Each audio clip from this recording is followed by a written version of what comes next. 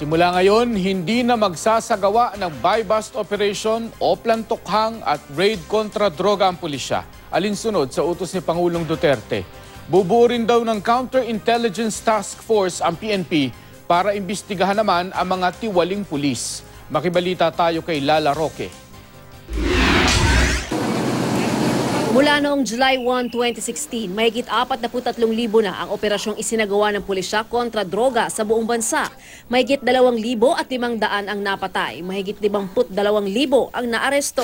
Sa Oplantokhang, mahigit 7 milyong bahay ang kinatok. Ang mga operasyon ng pulisya kontra droga gaya ng mga to, hindi na masusundan pa matapos ipag-utos ni Pangulong Duterte na itigil ang anti-drug operations ng PNP at buwagin ang anti-illegal drugs group at units ng pulisya. Kasunod ito ng kaso ng pagdukot at pagpatay sa Koreanong si Ji-ik Ju sa loob mismo ng Campo Crame na kinasasangkutan umano ng ilang pulis, partikular ang ilang may kinalaman sa anti-drug operations. Ayon kay PNP Chief Ronald De La Rosa, ang Philippine Drug Enforcement Agency o PDEA na ang mangunguna sa kampanya laban sa droga. Hindi na pwedeng magsagawa ng buy-bust operation o plantokhang o raid ang mga pulis. Maliban na lang kung maghahain sila ng arrest warrant o kung mismong sa harap ng pulis nangyayari ang kalakaran ng droga.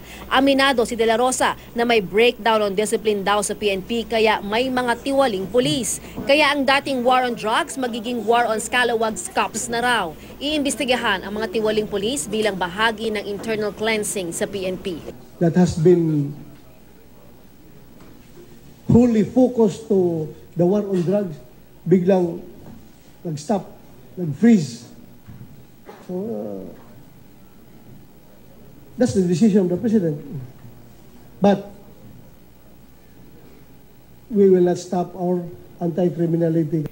Dismayado naman si PNP AIDG Director Senior Superintendent Albert Ferro sa desisyon ng Pangulo na buwagin ang kanilang tanggapan. Nangihinayang daw siya dahil natabunan ang mas malawak na accomplishment kontra droga dahil sa kagawan ng ilang tiwaling pulis. Hindi rin na iwasan ni Ferro na magalit sa mga pulis na sangkot sa pagpaslang kay Ji-ik Ju. Kami po may kaunting kalungkutan kasi yung ating gain sa anti-illegal drugs ay sa isang tiwaling, sa mga tiwaling pulis na to ay nasisira at yung hirap na ating ginawa for the past 7 months ay sisirain lang ng ganitong mga tiwaling kapulisan. Humingi naman si De La Rosa ng 1 buwan para ayusin ang bubuing Counterintelligence Task Force na magsasagawa ng operasyon laban sa mga tiwaling pulis.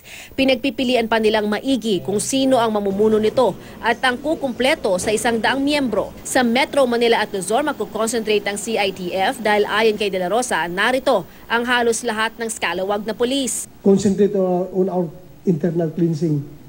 Sila ay, hindi natin sila gagawing floating. Wala masang kasalanan.